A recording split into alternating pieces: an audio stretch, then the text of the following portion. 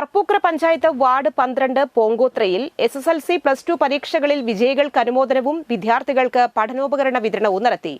Parappukkara panchayat president EK Anoop ഉദ്ഘാടനം ചെയ്തു. Ward മെമ്പറും വികസന സ്റ്റാൻഡിംഗ് കമ്മിറ്റി ചെയർമാനുമായ KC പ്രദീപ് അധ്യക്ഷത വഹിച്ചു.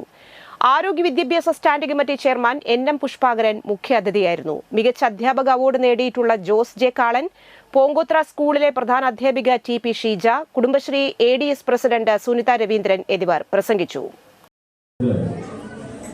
12ാം വാർഡ് മെമ്പറായിട്ടുള്ള ഗ്രാമപഞ്ചായത്തിന്റെ വികസന സ്റ്റാൻഡിംഗ് കമ്മിറ്റി ചെയർമാൻ കൂടിയായ KC പ്രദീപിന്റെ നേതൃത്വത്തിൽ ഈ വാർഡിലെ മുഴുവൻ വിദ്യാർത്ഥികളെയും ഇതുപോലെ വിളിച്ചിരുത്തി, അവരെ രക്ഷകർത്താക്കളെയും എല്ലാം വിളിച്ചിരുത്തി അവർ ഈ നാടിന്റെ അഭിമാനങ്ങളാണ് എന്ന് പറയുന്ന വളരെ മാതൃകാപരമായിട്ടുള്ള ഒരു ചടങ്ങാണ് ഇവിടെ സംഘടിപ്പിച്ചിട്ടുള്ളത്.